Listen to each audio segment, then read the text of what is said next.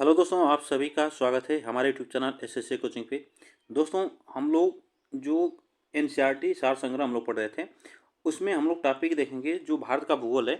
उसमें हम लोग मिट्टी से संबंधित जो प्रश्न पूछे जाते हैं, तो यह एनसीईआरटी सार संग्रह इसमें दिया गया है, तो हम लोग इसी को रिविजन करेंगे, मतलब इसको पढ़ेंगे, ठीक ना। इसमें प्रश्न वन लाइनर दिए रहते हैं, ऐसे ही प्रश्न एग्जाम में पूछे जाते हैं। तो एक बार वीडियो को आप लोग लाइक शेयर जरूर कर दीजिएगा, ठीक। चलिए हम लोग स्टार्ट करते हैं। तो चलिए देखिए, यह एनसीईआरटी जो है महेश बर्नवाल की बुक है, तो इसको हम लोग रीड करेंगे, ठीक है ना। चलिए, और ऐसे ही प्रश्न एग्जाम में पूछे जाते हैं। देखिए, हम लोग मिट्टी के बारे में पढ़ेंगे, सॉइल के बारे में। तो देखिए इसमें क्या है कि मिट्टी के बारे में, तो भारत की मृदा जो है उसका वर्गीकरण किया गया है उत्पत्ति, रंग, संयोजन तथा अवस्थिति के आधार पर किया गया है। इसमें देखिए, जलोढ़ मिट्टी होती है, काली मिट्टी होती है, लाल और पीली मिट्टी, लेटराइट मिट्टी, शुष्क मिट्टी और लवणीय मिट्टी होती है, पिट मिट्टी होती है और वन मृदा मतलब जो होती है। ऐसे ही ये इतने प्रकार की मिट्टी भारत में पाई जाती है। तो इसमें हम लोग देखेंगे वन लाइनर जो प्रश्न इसमें आते हैं, ठीक ना। तो वो हम लोग चलिए स्टार्ट करते हैं। चलिए देखिए, यहाँ से हम लोग थोड़ा सा जूम कर लेते हैं, ठीक ना। देखिए, जो मृदा है, जो मृदा सॉइल शब्द है, उसकी उत्पत्ति जो है हुई है वह लैटिन भाषा के शब्द सोलम, जो सोलम शब्द है से हुई है, और जिसका शाब्दिक अर्थ होता है वह फर्श होता है, ठीक ना। यह उत्पत्ति लैटिन भाषा का शब्द है सोलम, उससे उत्पत्ति हुई है, ठीक। यह अगर पूछा जाए एग्जाम में तो आप इतनी बातें याद रखना। भारत के सर्वाधिक क्षेत्र में कौन सी मृदा पाई जाती है, तो यह जलोढ़ और कछारी मृदा पाई। अगर पूछा जाए एग्जाम में कि भारत के सर्वाधिक क्षेत्र में कौन सी मृदा पाई जाती है, तो जलोढ़ मृदा और कछारी मृदा पाई जाती है। यह दोनों मृदा पाई जाती है। रेगुर मृदा को किस अन्य नाम से जाना जाता है, तो रेगुर जो मृदा होती है यह काली मृदा के नाम से जाना जाता है। और काली मृदा में सबसे अच्छा जो फसल होती है वह कपास होती है। ये भी आपको इतनी बातें याद रखना है। रेगुर मृदा का सर्वाधिक विस्तार किस राज्य में होता है, तो रेगुर मृदा सबसे ज़्यादा इसका विस्तार है महाराष्ट्र में। जो महाराष्ट्र में सबसे ज़्यादा काली मृदा पाई जाती है, काली मिट्टी पाई जाती है, जो कि यहाँ कपास सबसे ज़्यादा उगाया जाता है। मालवा पठार में किस मृदा की अवस्थिति है, तो मालवा का जो पठार है वहाँ पे किस मृदा की अवस्थिति है, तो वह काली मृदा पे वहाँ पाई जाती है, जो मालवा का पठार है। आगे चलते हैं। यहाँ पे देखिए, इसमें पॉइंट दिया है कि काली मृदा को स्वतः जुताई वाली मृदा भी कहा जाता है। अगर पूछा जाए एग्जाम में कि किस मृदा को जुताई वाली मृदा कहा जाता है, तो यह काली मृदा को, जिसमें सिंचाई की कम आवश्यकता पड़ती है, और यह मृदा कपास की खेती के लिए सबसे प्रयुक्त मानी जाती है। तो इतनी बातें आपको याद रखना है। जो कपास की खेती के लिए सबसे अच्छी यह काली मृदा मानी जाती है। मिट्टी का पीला रंग जो पूछा जाता है, तो वह फेरिक ऑक्साइड के कारण होता है। अगर पूछा जाए कि मिट्टी का जो पीला रंग होता है वह किसके कारण होता है, तो वह फेरिक ऑक्साइड के कारण होता है। यह एग्जाम में पूछा जा सकता है ऐसा। जबकि लाल रंग लोहे के ऑक्साइड के कारण होते हैं। अगर पूछा जाए कि मिट्टी लाल होती है उसमें कौन सा ऑक्साइड पाया जाता है, उसमें देखिए लोहे के ऑक्साइड पाए जाते हैं। किसमें? लोहे के ऑक्साइड पाए जाते हैं। लेटराइट मृदा में मुख्यतः किन राज्यों में पाई जाती है, तो लेटराइट अगर मृदा की बात की जाए तो यह केरल, कर्नाटक और महाराष्ट्र में पाई जाती है, ठीक है ना। यह हमारी यह लेटराइट मृदा। अब आगे चलते हैं। देखिए, यहाँ से पॉइंट बनता है फिर कि चंबल घाटी जो है, चंबल घाटी का निर्माण किस भौगोलिक प्रकृति से हुआ है, तो आपसे इतनी बातें याद रखना है। जो चंबल है उसका भौगोलिक जो प्रकृति है वह अवना अवनालिका अपर्दन से हुआ है। अवनालिका अपर्दन जो इंग्लिश में कहा जाता है गुली इरोजन से, ठीक। चाय बागान के लिए कौन सी मृदा उपयुक्त होती है, तो चाय बागान के लिए, चाय की खेती के लिए सबसे अच्छी मृदा होती है लेटराइट मृदा, ठीक। दोमट मृदा से कौन कौन से कण पाए जाते हैं, तो देखिए दोमट जो मृदा होती है उसमें गाद पाई जाती है, मृतिका व रेत, मतलब यह जो मृदा होती है इसमें इंग्लिश में आप लोग याद रखिएगा सिल्ट, क्ले और सैंड यह पाए जाते हैं। तो दोमट मृदा में अब बहुत पतली यह मिट्टी होती है, एकदम महीन टाइप होती है, ठीक ना। चलिए, भारत की मृदा में किस सूक्ष्म जीव की सर्वाधिक कमी है, तो भारत की मृदा में किस सूक्ष्म तत्व की, सूक्ष्म, यहाँ पर हम तो जीव पढ़ दिए हैं, तो सूक्ष्म तत्व की सर्वाधिक कमी है। तो यह आप याद रखिएगा जस्ता, जो भारत की मृदा में सबसे जो सूक्ष्म तत्व होता है वह सर्वाधिक कम होता है, वह जस्ता होता है। गंगा के मैदानी पुरानी जलोढ़ मृदा कहलाती है। तो अगर गंगा के जो मैदानी भाग है उसमें जो जलोढ़ मृदा होती है उसे हम क्या कहते हैं, बांगर कहते हैं। पुरानी जो मृदा हो जाती है जो जलोढ़ मृदा, उसे हम लोग बांगर कहते हैं। अम्लीय मृदा को कृषि योग्य बनाने हेतु किस खनिज का प्रयोग किया जाता है? तो अम्लीय मृदा को कृषि योग्य बनाने के लिए किस खनिज का प्रयोग किया जाता है? तो यह लाइम या चूना, ठीक ना, लाइम का या तो चूना का प्रयोग किया जाता है अम्लीय मृदा को कृषि योग्य बनाने के लिए। भारत में सर्वाधिक क्षारीय मृदा किस राज्य में पाई जाती है? तो भारत में जो क्षारीय मृदा है वह उत्तर प्रदेश में पाई जाती है, ठीक ना। सबसे ज़्यादा यहाँ पे अम्लीय मृदा था, यहाँ पे क्या है, यहाँ पे क्षारीय मृदा उत्तर प्रदेश में सबसे ज़्यादा पाई जाती है। लवणीय मृदा में नाइट्रोजन व चूने की अल्पता पाई जाती है। जो लवणीय मृदा होती है उसमें नाइट्रोजन और चूने की अल्पता पाई जाती है। ठीक, आगे चलते हैं। जैव मृदा जो ऑर्गेनिक सॉइल है का रंग नीला क्यों होता है? अब यहाँ पे देखिएगा नीला की बात कर रहा है, तो नीला जैव मृदा की जो मिट्टी होती है वह नीला क्यों होती है? तो अम्लीय व फेरस आयरन के कारण। तो अम्लीय और फेरस आयरन के कारण जो होती है वह मृदा कैसे होती है, नीला होती है। आगे चलते हैं। देखिए यहाँ से फिर पॉइंट बनता है कि लोहे की मात्रा अधिक होने के कारण कौन सी मृदा दिनों दिन अनुवर होती जा रही है? तो आपको याद रखना है वह लेटराइट, ठीक ना, वह लेटराइट, सॉरी, यह लेटराइट मृदा है। ठीक, मृदा की क्षारीयता को कम करने के लिए जिप्सम का प्रयोग किया जाता है।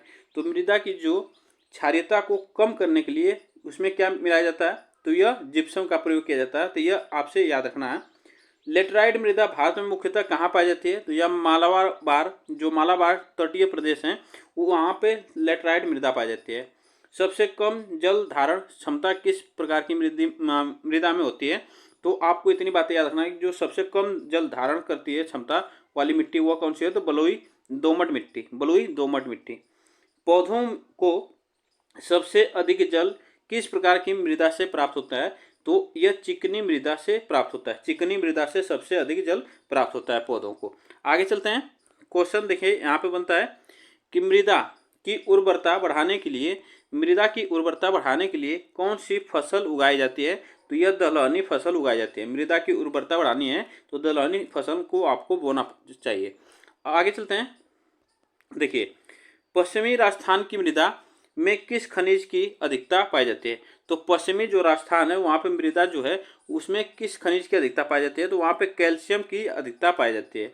मरुस्थलीय मृदा में किस पोषक तत्वों का अभाव होता है?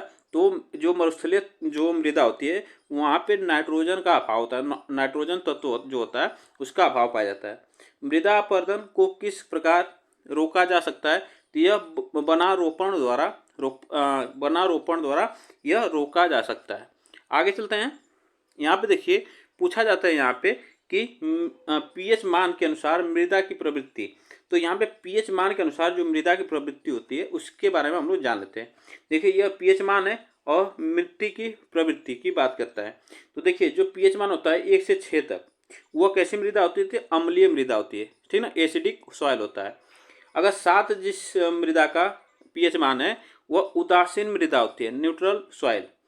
अगर 8 से 14 तक जो मृदा होती है वह क्षारीय मृदा होती है, जिसे हम लोग एल्काइल सॉइल कहते हैं, ठीक है ना। तो इतनी बातें आपको याद रखना है।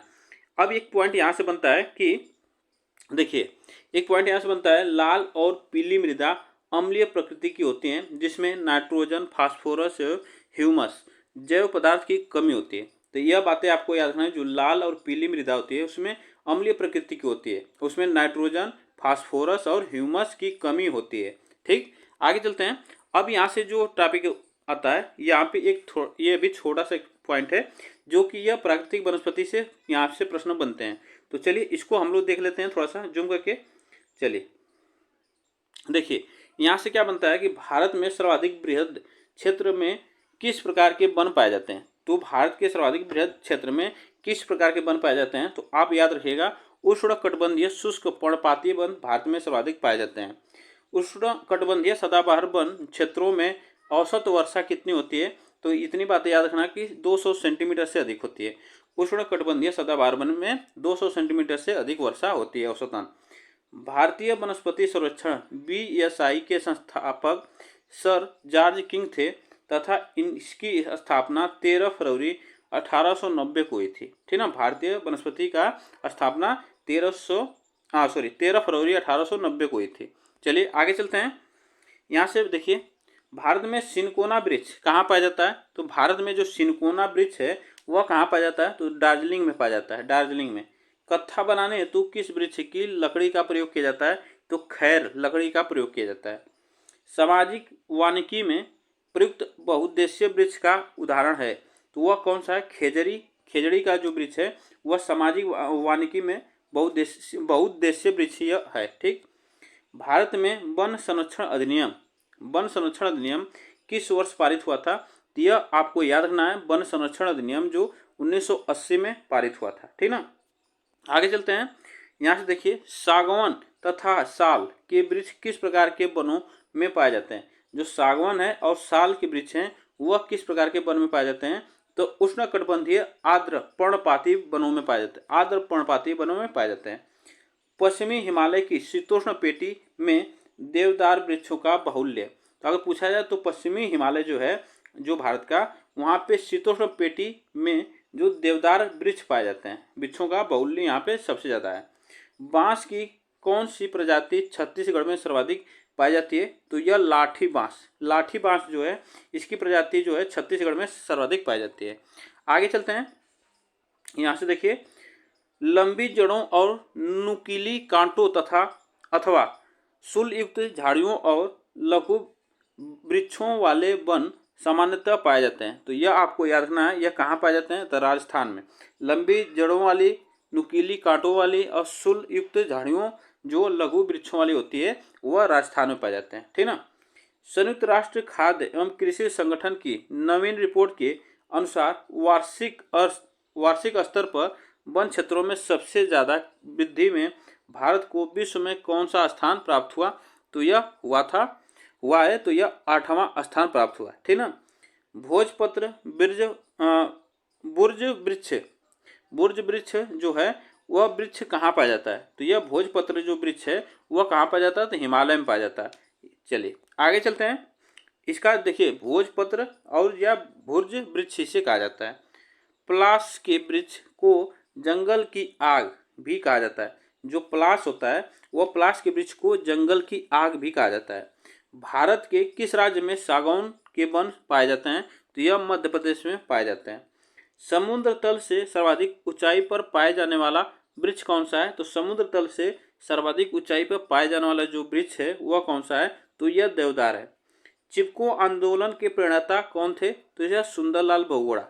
कौन थे? सुंदरलाल बहुगुणा थे। आगे चलते हैं। भारतीय वन सर्वेक्षण FSI की स्थापना कब हुई थी? तो 1 जून 1981 में हुई थी। 1 जून 1981 में अगर पूछा जाए भारतीय वन सर्वेक्षण की स्थापना कब हुई थी? तो 1 जून 1981 में। भारत में मैंग्रोव वनस्पति कितने क्षेत्रफल में विस्तृत है? तो यह आपको याद है, जो मैंग्रोव वनस्पति है वह इसका क्षेत्रफल कितना है? तो 4992 वर्ग किलोमीटर में है। ठीक ना। यह डाटा जो है आपको याद रखना है ISFR 2021 के अनुसार। चलिए इसमें देखिए एक पॉइंट बनता है यहाँ से कि भारतीय वन प्रबंधन संस्थान, जो भारतीय वन प्रबंधन संस्थान की स्थापना वर्ष 1982 में भोपाल में की गई थी। कब की गई थी? भारतीय वन प्रबंधन संस्थान जो है इसकी स्थापना 1982 में कहाँ की गई थी? तो भोपाल में की गई थी। इतनी बातें आपको याद रखना है। इसमें हम लोग यह छोटा सा एक पॉइंट था जो कि भारत की मृदा से संबंधित और प्राकृतिक वनस्पति से संबंधित जो इसमें पूछा जाता है सवाल एग्जाम में, तो आपको इतनी बातें याद रखना है। तो इस वीडियो को एक बार लाइक शेयर जरूर कर दीजिएगा। ठीक ना। फिर मिलेंगे नेक्स्ट टॉपिक के साथ। तब तक के लिए थैंक यू आप सभी को, और वीडियो को एक बार लाइक शेयर जरूर करिएगा, चैनल को सब्सक्राइब कर लीजिएगा।